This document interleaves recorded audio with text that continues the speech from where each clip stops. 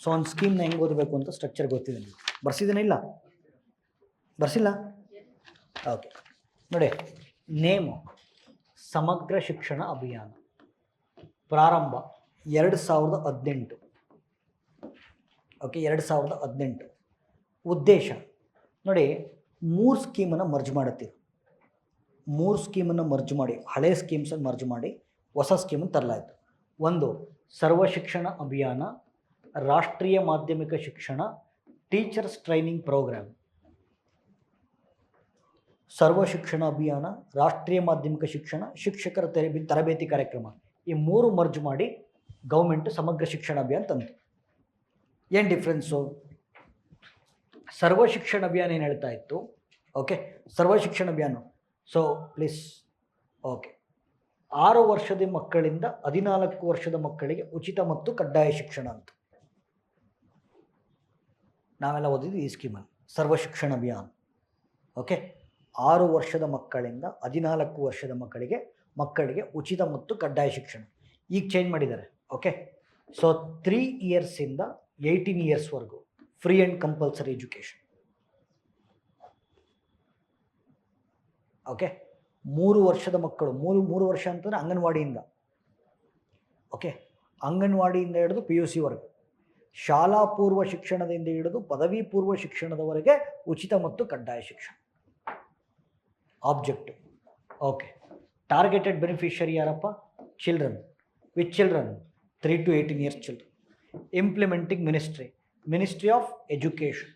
Okay, financing central sectoral scheme, ಕೇಂದ್ರ ವಲಯ ಯೋಜನೆ, ಸ್ಪಾನ್ಸರ್ಡ್ ಸ್ಕೀಮ್. 60-40 ಮಾಡಿ, ಆಯಿತಾ? S R no? ಓಕೆ, ಈಗ ನೋಡಿ, ಸರ್ವ ಶಿಕ್ಷಣ ಅಭಿಯಾನ ಬಗ್ಗೆ, ಸಮಗ್ರ ಶಿಕ್ಷಣ ಅಭಿಯಾನ ಬಗ್ಗೆ ಇನ್ನೊಂದು ಪಾಯಿಂಟ್ ಹೇಳ್ತೀನಿ ನೋಡ್ರಿ. ಇಲ್ಲಿ ಕೇಳಿಸ್ಕೊಳ್ಳಿ, ನಿಮಗೆ ಸಸ್ಟೈನಬಲ್ ಡೆವಲಪ್ಮೆಂಟಲ್ ಗೋಲ್ಸ್ ಅಂತ ಬರುತ್ತೆ, ಸುಸ್ಥಿರ ಅಭಿವೃದ್ಧಿ ಗುರಿಗಳು. ಹೊಸ ಬ್ಯಾಚರ್ಗೆ ಹೇಳ್ತೀನಿ ನಾನು, ನಿಮ್ಮ ಬ್ಯಾಚಿಗೆ ಆಲ್ರೆಡಿ ಹೇಳಿರ್ತೇನೆ, ಆಯಿತಾ? So I will tell you something, ಪೂರ್ತಿ ಕೇಳಿಸ್ಕೊಳ್ಳಿ, ಇದು ಭಾಳ ಇಂಪಾರ್ಟೆಂಟು ನೋಡಿ. ಡೆವಲಪ್ಮೆಂಟ್ನ ಆಧಾರದ ಮೇಲೆ, based upon development, countries can be classified into 3 types: developed countries, developing countries, underdeveloped countries. ಅಭಿವೃದ್ಧಿ ಹೊಂದಿದ ರಾಷ್ಟ್ರಗಳು, ಅಭಿವೃದ್ಧಿಶೀಲ ರಾಷ್ಟ್ರಗಳು, ಅಭಿವೃದ್ಧಿಯನ್ನು ಕಾಣದ ರಾಷ್ಟ್ರಗಳು. ಬರೀ ಇವ್ರು ಡೆವಲಪ್ ಆದರೆ ಸಾಕಾ? ಇಲ್ಲ, ಇವರು ಡೆವಲಪ್ ಆಗಬೇಕು. ಅದಕ್ಕೆ ವಿಶ್ವಸಂಸ್ಥೆ 2000ನೇ ಇಸ್ವಿನಲ್ಲಿ ಮೀಟಿಂಗ್ ಕರೀತು ಇವರಿಬ್ಬರು. ಓಕೆ, ವಿಶ್ವಸಂಸ್ಥೆ ಹೇಳ್ತು, ನೀವೇನು ಮಾಡ್ತೀರಾ ಗೊತ್ತಿಲ್ಲ, ನಾವು 15 ವರ್ಷ ಟೈಮ್ ಕೊಡ್ತೀವಿ, 15 ವರ್ಷ ಟೈಮ್ ಕೊಡ್ತೀವಿ, ನೀವು ಈ 15 ವರ್ಷದಲ್ಲಿ ಡೆವಲಪ್ಮೆಂಟನ್ನು ಕಾಣಬೇಕು, ಆಯಿತಾ? ಆ ಡೆವಲಪ್ಮೆಂಟ್ ಕಾಣೋದಕ್ಕೋಸ್ಕರ ನಾವು ನಿಮಗೆ ಟಾರ್ಗೆಟ್ಸ್ ಕೊಡ್ತೀವಿ. ಈ ಟಾರ್ಗೆಟ್ಸನ್ನು ಮಿಲೇನಿಯಂ ಡೆವಲಪ್ಮೆಂಟಲ್ ಗೋಲ್ಸ್ ಅಂತ ಕರೆದ್ರು.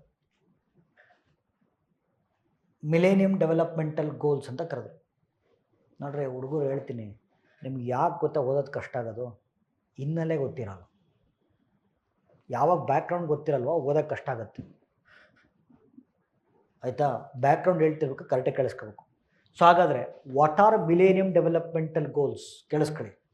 ಓಕೆ, ಅಭಿವೃದ್ಧಿಶೀಲ ರಾಷ್ಟ್ರಗಳು ಮತ್ತು ಅಭಿವೃದ್ಧಿಯನ್ನು ಕಾಣದ ರಾಷ್ಟ್ರಗಳಿಗೆ ಅಭಿವೃದ್ಧಿಯನ್ನು ಹೊಂದಲು ವಿಶ್ವಸಂಸ್ಥೆ ನೀಡಿರುವಂಥ ಗುರಿಗಳು. ಇದನ್ನು MDG ಅಂತ ಕರೀತಾರೆ.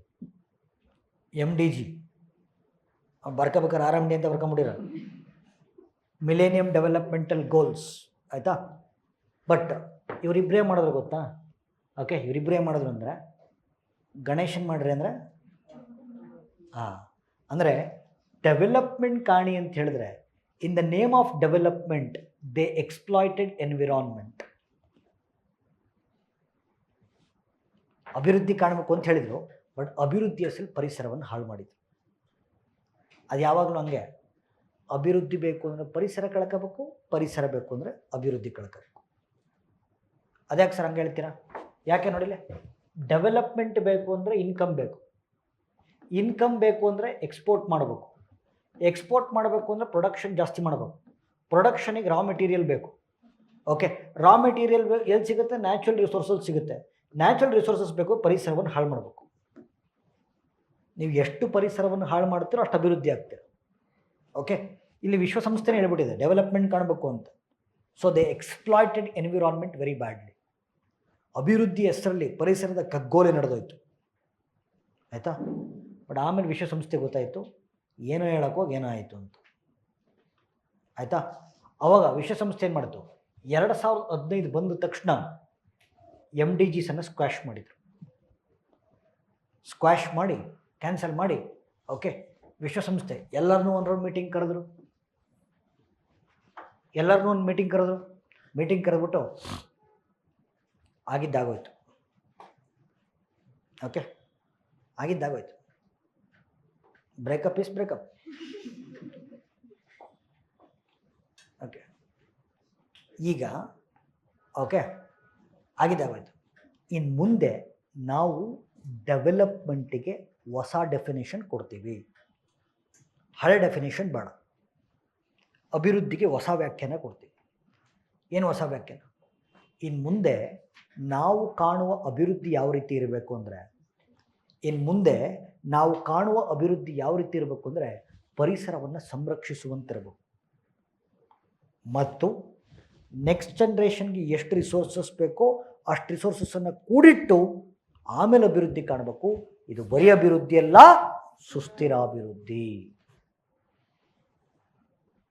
ಓಕೆ, ಪರಿಸರವನ್ನು ಸಂರಕ್ಷಿಸುವ ಮತ್ತು ಮುಂದಿನ ಪೀಳಿಗೆಗೆ ಅಗತ್ಯವಿರುವ ಸಂಪನ್ಮೂಲಗಳನ್ನು ಕ್ರೋಢೀಕರಿಸಿ ನಂತರದಲ್ಲಿ ನಾವು ಕಾಣುವ ಅಭಿವೃದ್ಧಿಯನ್ನು ಸುಸ್ಥಿರ ಅಭಿವೃದ್ಧಿ ಅಂತ ಕರೀತಾರೆ. English medium, the development which takes place not at the cost of environment, the development which takes place not at the cost of future generations is called a sustainable development. ಮತ್ತೆ ಮೀಟಿಂಗ್ ಕರೆದು ಮತ್ತೆ 15 ವರ್ಷ time ಕೊಟ್ಟರು. Okay, ಮತ್ತೆ 15 ವರ್ಷ time ಕೊಟ್ಟರು. 2016ರಿಂದ 2030 ಈ ಟೈಮಲ್ಲಿ ನೀವು ಸಸ್ಟೈನಬಲ್ ಡೆವಲಪ್ಮೆಂಟ್ ಕಾಣಬೇಕು, ಅದಕ್ಕೋಸ್ಕರ ಹೊಸ ಟಾರ್ಗೆಟ್ ಕೊಡ್ತೀವಿ. It is called as sustainable developmental goals. Okay, sustainable developmental goals total ಎಷ್ಟಿದ್ದಾವೆ? 17 ಇದಾವೆ. 17 ಕೊಟ್ಟಿದ್ದಾರೆ. ಇದನ್ನು ನೀವು ಬಹ್ಯಾಟ್ ಮಾಡ್ತೀರ, ಏನು ಮಾಡ್ತೀರ ಗೊತ್ತಿಲ್ಲ, ಬಟ್ ಪ್ರತಿಯೊಂದು ನಾಲ್ಗೆ ತುದಿಯಲ್ಲಿರ್ಬೇಕು. ಓಕೆ, ನಾಲ್ಗೆ ತುದಿಯಲ್ಲಿರ್ಬೇಕು. 17 ಗೋಲ್ಸು ಹೆಂಗೆ ಹೇಳ್ಬೇಕು? ಪಟ್ಟ ಬಹ್ಯಾಟ್. ಈಗ ಪಾಲಿಟಿ ಓದ್ಬೇಕಾದ್ರೆ ಫಂಡಮೆಂಟಲ್ ರೈಟ್ಸ್ ಹೇಳ್ತಿರಲ್ಲ, ಹೇಳ್ತೀರಾ ಇಲ್ಲ? ಅವು ಬರುತ್ತಾ ಬರಲ್ವ?